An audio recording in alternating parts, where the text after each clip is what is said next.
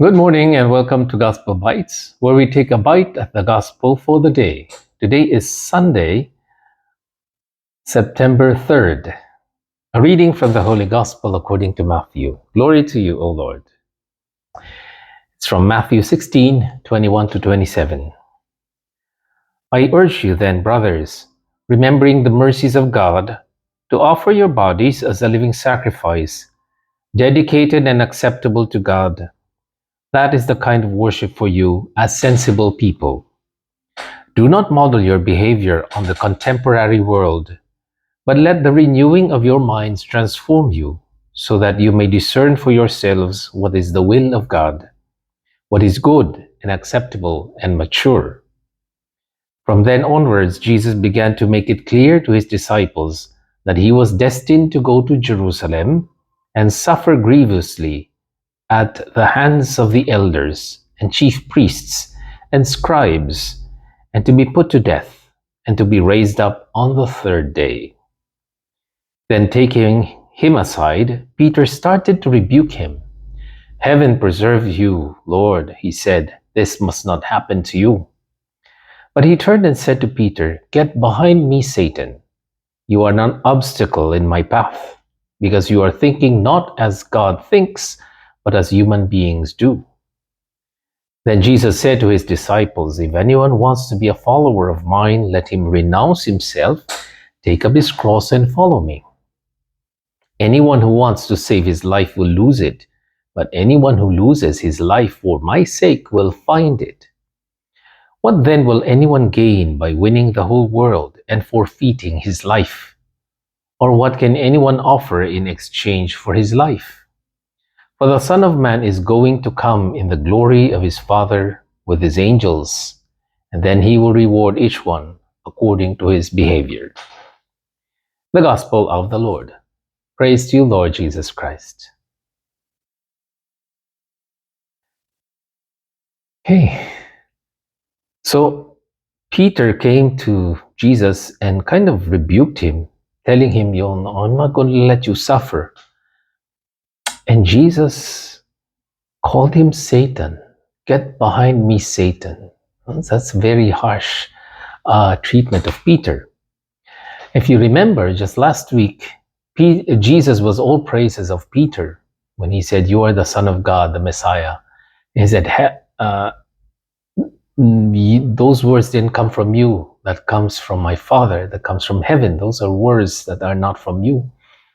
And now he's calling him Satan. Peter did not want Jesus to suffer. It's as if suffering was something that is so evil. And I think we have all been raised, and we have all been told that every suffering is evil. And almost to the point that we want to avoid suffering at all cost. And Jesus said that that's not right. The greatest good was achieved by the greatest suffering. By the dying of Jesus on the cross, we have received salvation. So to say that I'm going to avoid suffering, it's not just bad, it's almost like it's satanic. You see the presence of Satan, because if you remember, in the 3 temptations of Jesus in the desert, Satan was there, and every time was there was a temptation for to go easy, to choose the easy life. You're hungry, just do some magic, change stone to bread. You want people to worship you, then just jump off a building and then the angels will fly. Just show them off. You want the whole world, I'll give it to you. Just give me your fidelity, your loyalty. All the easy way out. Now it's the same thing. And Jesus came so far as saying that when we choose to avoid suffering at all costs, then it becomes satanic. Satan is there. For example, when a mother says, well, it's such a difficulty to raise a child today, so I'll opt for abortion. So it's the avoidance of suffering at all costs. The same thing with marriage. Nobody says that marriage is easy. Everybody knows that before they married. And yet when suffering comes in, when difficulties arise, then they start to think, well, I think I'm going to bail out of this marriage. They're going to commit adultery. They're going to give up on their marriage because they don't want to suffer. It's the same thing with exams, for example. Oh, I don't want to study. I'm just going to cheat. And it's the reason why we buy tickets to the lottery. The reason why people gamble is because they want easy money. And not all suffering is evil, because sometimes we need to go through suffering in order to grow up, to mature, in order to grow strong. Imagine if you're going to compete in sports, you have to suffer a lot for the sake of the sport. You cannot just say, well, I'll just wing it and see if I'm going to win. You need to train. And that's what Jesus is saying. You have to take up your cross daily.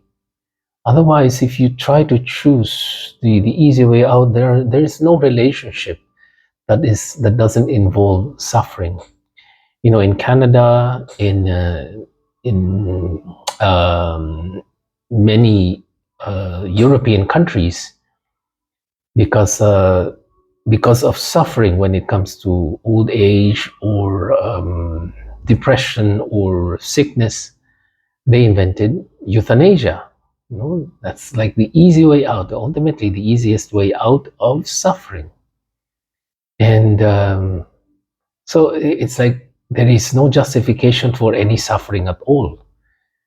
And Jesus is saying, "Get behind me, Satan."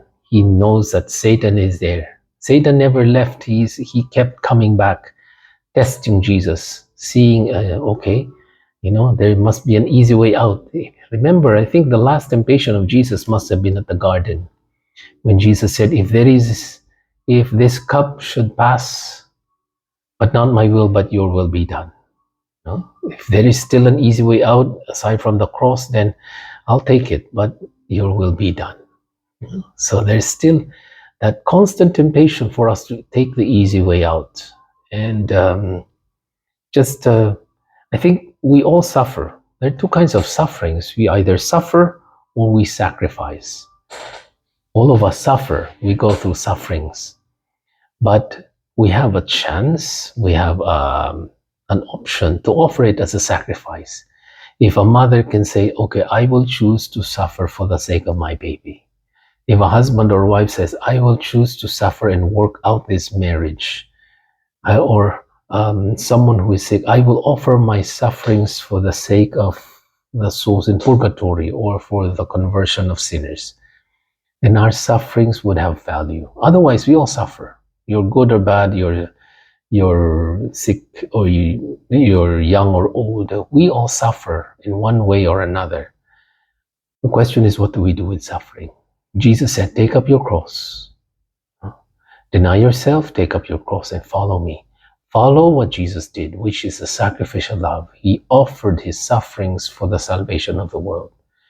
So if you're suffering today, and it's not something that we can avoid, it's not something, if it's something that you have to really go through, then at least make it an offering. Offer it for your family or someone who is lost.